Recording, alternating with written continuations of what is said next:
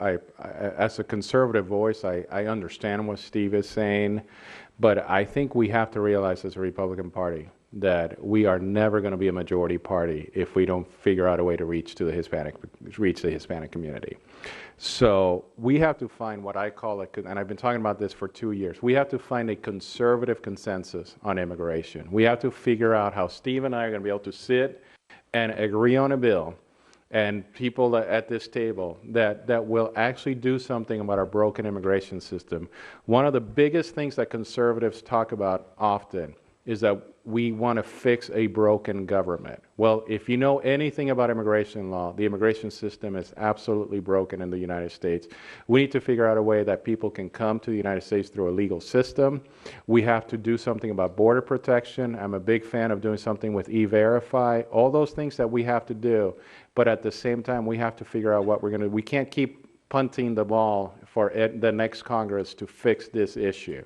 So I'm trying to get the conservatives here in the House to work on this issue and to find a solution to the immigration problem. Because if we don't find this solution, then yes, we had all these other reasons why we lost, and we can enumerate all of them. But one of the main reasons that we lost is because Romney got 27% of the Hispanic vote.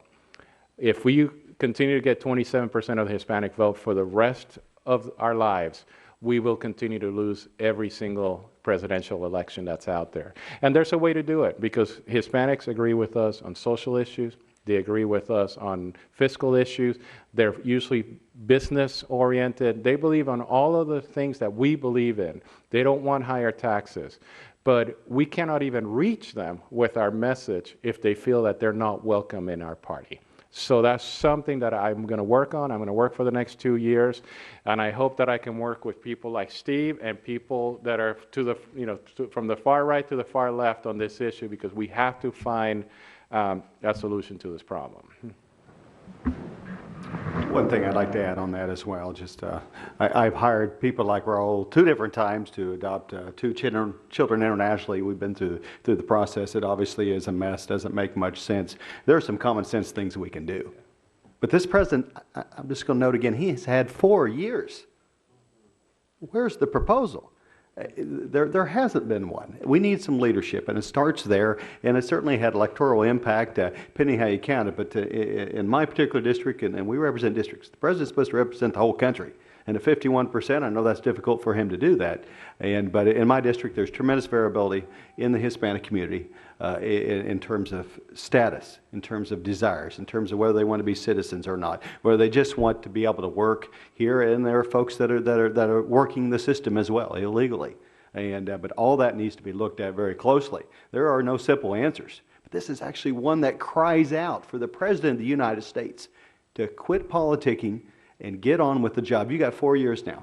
You had 4 years, you didn't make a proposal. Now's the chance, now's the time. It's going to take many months, perhaps years, to work through that. I appreciate the leadership of folks like this, and we're going to follow that very closely. And you can hear the frustration in people like Steve, that you have a president who knew that we were working on immigration reform here in Congress. We were trying to advance the ball. You had people like Marco Rubio, like myself in the House, Marco Rubio in the Senate, and he decided by executive order to do something that he had no authority to do.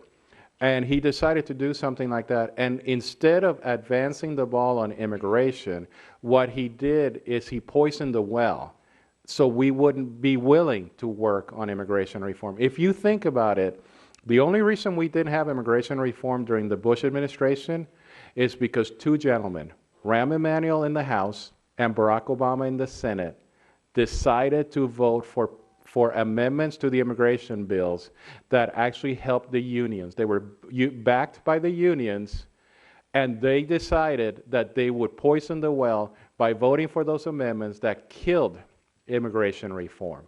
Nobody talks about that in the media, but it was the liberal labor unions, and it was Barack Obama in the Senate who decided to poison the well. He did it again this time, and I think as Republicans, we have to be smarter than we have been on this issue in the past, and we have to go look past the idiocy of the other side and find a rational solution to immigration.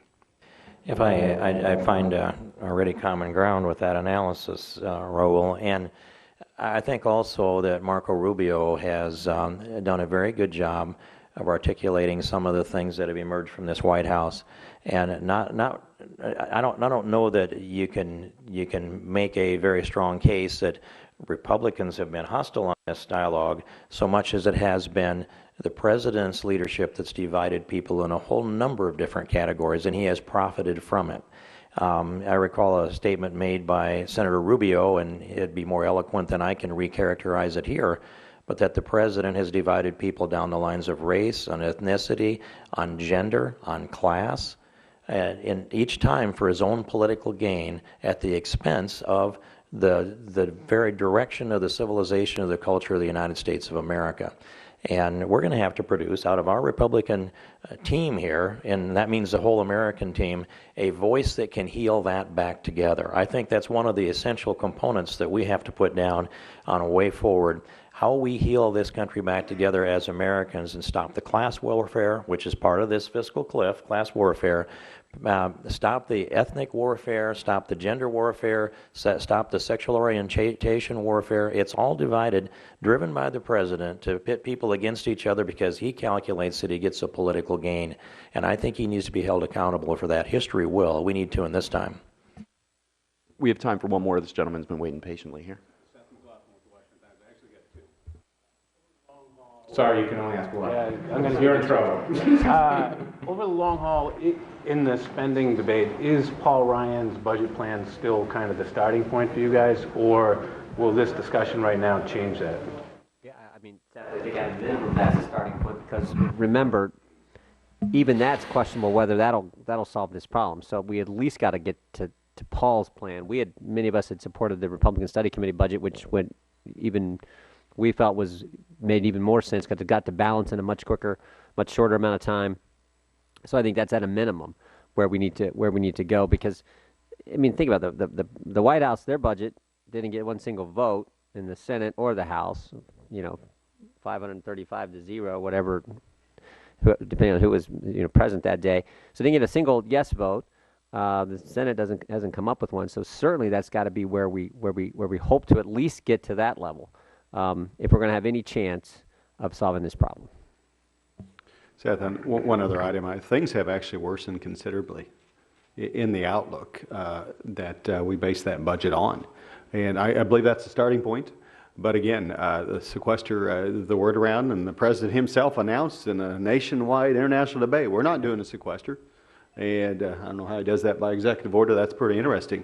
But if you don't do that, you have the debt ceiling issue and the potential downgrade of your credit. So I think the situation is actually worsened. But that is the only reasonable, sensible solution that's actually been on the table for our 2 years up here for the freshmen. So that's certainly the starting point. It is the only serious discussion point.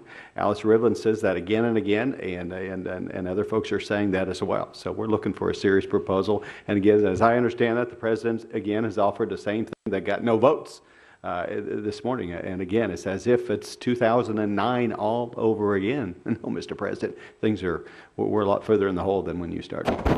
I'll just quickly say that we need a budget that balances more quickly than the Ryan budget balances.